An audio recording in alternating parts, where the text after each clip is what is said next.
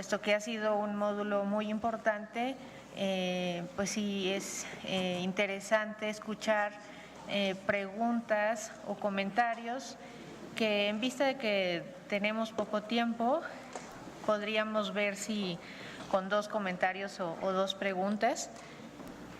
Aquí la primera pregunta del doctor Velarde, si tenemos el micrófono por aquí, después la doctora Dehesa. Primero las damas y solamente nos falta un micrófono por aquí para la doctora Dehesa.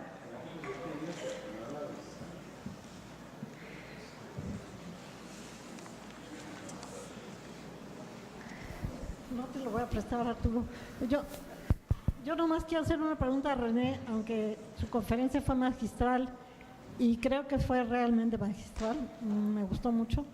Y creo que muy importante es nuevamente decir que la combinación de sofosbuvir con ribavirin genotipo 2 no sirve, no hay que usarla, y que yo creo que lo que dice la industria farmacéutica no es que hay que hacerles caso.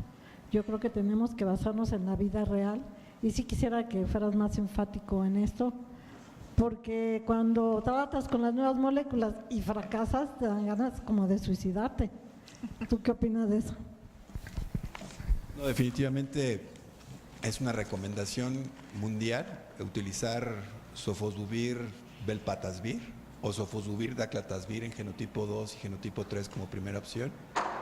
Y esa recomendación se basa efectivamente también en la experiencia personal, aunque sea un poco el número de pacientes, pero es dramática la disminución en la respuesta en genotipo 2. Entonces, sofosbuvir daclatasvir, que sería el único régimen pangenotípico que tenemos ahorita disponible en México, sería la primera opción en genotipo 2 y en genotipo 3, definitivamente. Sí, doctor Velarde, gracias. Bueno, felicito a los ponentes. Yo tengo una inquietud y no está el ponente que dio lesión renal aguda por algún problema que se le presenta, pero están ustedes como expertos. Dijera el doctor Soto, tal vez conocimientos de la antigüedad son lesión renal aguda y hepatorrenal.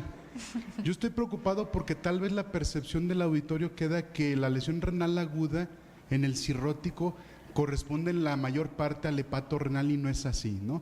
Entonces me gustaría su opinión. Y la otra es, si nos pueden aclarar, tenemos pacientes que tienen creatinina de 0.5 en el mes previo a la consulta y nos aumenta la creatinina a 1 y el mensaje era siempre el corte de 1.5, pero ya al aumentar 0.5 la creatinina de la basal, aunque no sobrepase 1.5, creo que tiene repercusión y me gustaría escucharlos como expertos. ¿Quién empieza por aquí? O si me permiten dar una opinión. Bueno, la doctora Loaesa.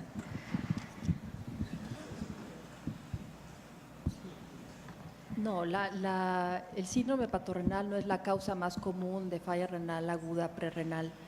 Obviamente, es una alteración funcional del riñón, ¿no? Por la vasoconstricción, en fin, pero las causas más comunes de falla prerrenal son la deshidratación por diferentes razones, uso excesivo de laxantes, no sé, pero no es la causa más común. Y yo creo que hay que ser cuidadosos en cuanto a los criterios de síndrome hepatorrenal. Si bien vemos en la consulta un paciente que estaba elevando su creatinina, bueno, lo que hay que hacer en todos esos casos es buscar la causa. Y tampoco olvidar que puede tratarse a lo mejor no de un síndrome hepatorrenal tipo 1, sino de un tipo 2, en el contexto de un paciente con cirrosis avanzada, ascitis, en fin, bueno, a lo mejor hiponatremia dilucional pudiera indicar que se trata de un síndrome hepatorrenal tipo 2, pero siempre hay que buscar la causa del deterioro de la función renal. En ausencia de Rodolfo, yo quisiera nada más recordar, Toño, que su primera imagen mostró los tercios. O sea, el ser cirrótico no te vacuna contra otras enfermedades renales. Y él mostró que la tercera parte de las afecciones renales son como en cualquier individuo y las otras 2/3 partes el síndrome hepatorrenal. De tal forma que hay que considerar que sí existe eso, como lesión renal aguda por nefrotóxicos, no necesariamente como parte del problema hemodinámico del cirrótico. No sé si alguien más de la mesa tenga algún comentario o si me permiten comentar nada más que, bueno, las causas más frecuentes más bien son causas prerrenales, que de primera intención estos pacientes se encuentran generalmente con tratamiento, como dijo la doctora Loaesa, con lactulosa o con diuréticos, que generalmente hay que hacer ajustes en los diuréticos y sí descartar la presencia de proteinuria, descartar la presencia de infección de vías urinarias y sí tener en cuenta que hay pacientes que tienen creatinina normal, pero que muchas veces los pacientes cirróticos tienen muy poca masa muscular y que esto hace que, aunque la creatinina sea normal, sí tenemos que poner atención en la función renal y a veces hacer tasas de filtración glomerular porque puede ser que sí tengan una función renal alterada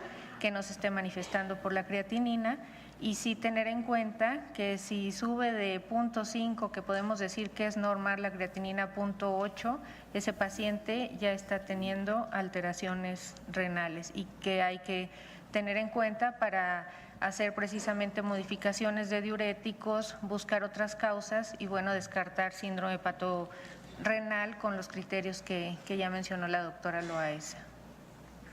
¿Algún otro comentario? El último para el doctor Contreras. Muchas gracias. Yo nada más quería comentar muy rápido en cuanto a la vigilancia del paciente cirrótico compensado en el escrutinio de hepatocarcinoma, que se recomienda hacer el ultrasonido semestral. En la actualidad ya el uso de alfa-fetoproteína no entra en las recomendaciones. Eso es algo muy importante porque elevaba de manera muy importante los costos del escrutinio y realmente no se veía un impacto en el diagnóstico, porque el alfa-feto se eleva solo cuando el tumor ya tiene ciertas medidas. Entonces, y hay ciertos tipos de hepatos que no elevan alfa-feto. Entonces, ya las recomendaciones de los últimos 5 años no incluyen alfa-fetoproteína como escrutinio. Se usa en otras cosas después del diagnóstico, pero escrutinio, el ultrasonido cada 6 meses en manos experimentadas es suficiente. ¿Algún comentario al respecto? No, es correcto eso, Graciela, ya cuando en una diapositiva puse nada más el ultrasonido y en la otra puse el alfa-feto. El alfa-feto incluso puede estar elevado en cualquier proceso inflamatorio crónico, como es en el virus de la hepatitis C.